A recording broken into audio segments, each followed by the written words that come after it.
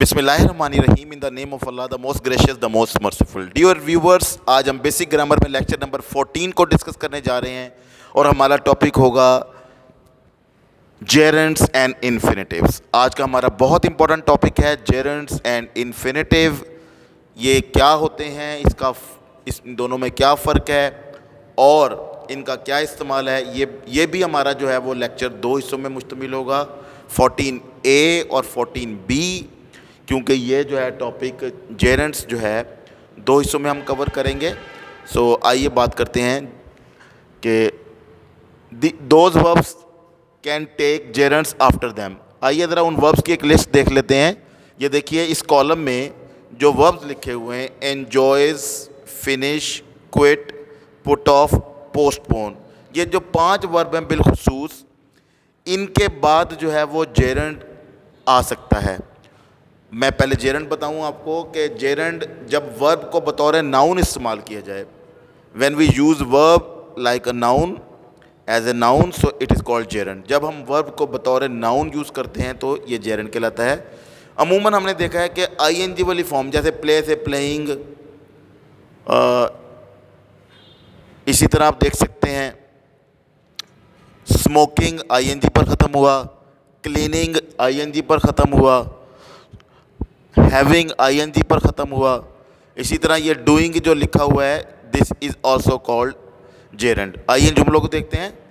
Enjoy का, Salman enjoys playing tennis, Salman enjoying playing tennis. यहाँ पर जेरेंड जो है वो प्लेइंग है क्योंकि आईएनजी वाली फॉर्म है, और प्ले जो वर्ब जो है वो जेरेंड के तौर पर यूज़ हुआ है प्लेइंग कहकर। इसी तरह Mariam finished doing her homework, doing finished जो है इस वर्ब के बाद डूइंग जो है बतौर जेरेंड इस्तेमाल हुआ है, चूँकि ये बतौर वर्ब नहीं बल्कि नाउन इस्तेमाल हो रहा है।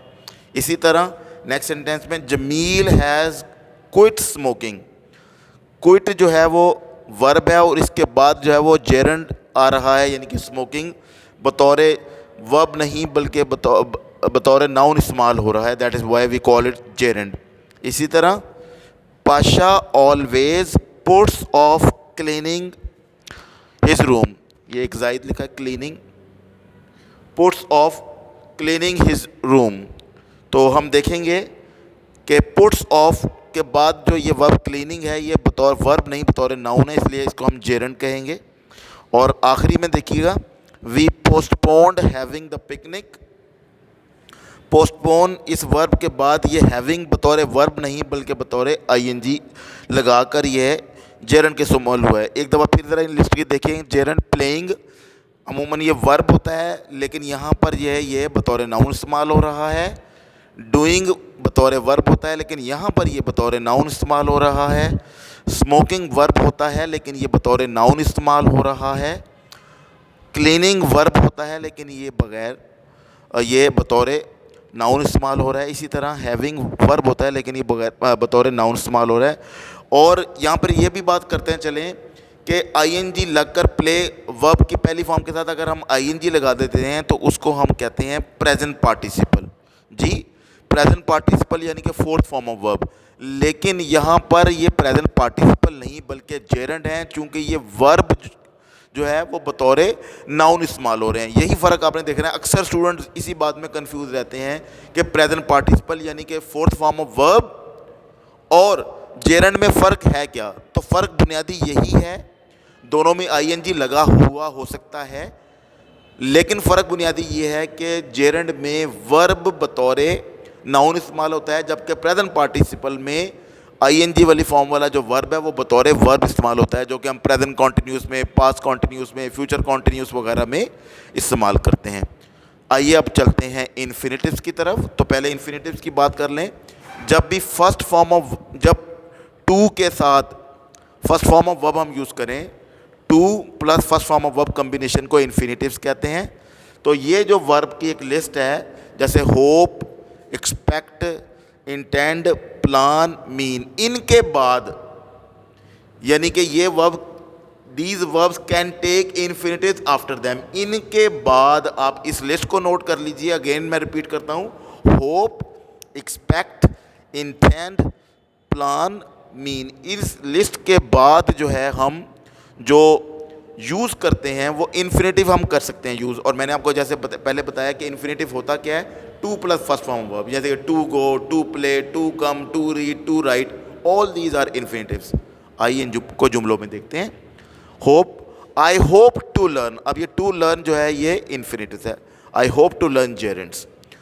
Second sentence, I expect to improve, ये टू इम्प्रूव, एक्सपेक्ट के बाद आ रहा है टू इम्प्रूव, तो ये जो है कम्बिनेशन, ये जो सेटअप है, ये जो हिस्सा है, ये इन्फिनेटिव कहलाएगा। I expect to improve my English, that's the third sentence. Intend, intend भी वो वर्ब है जिसके बाद हम जेरेंट यूज़ कर सकते हैं।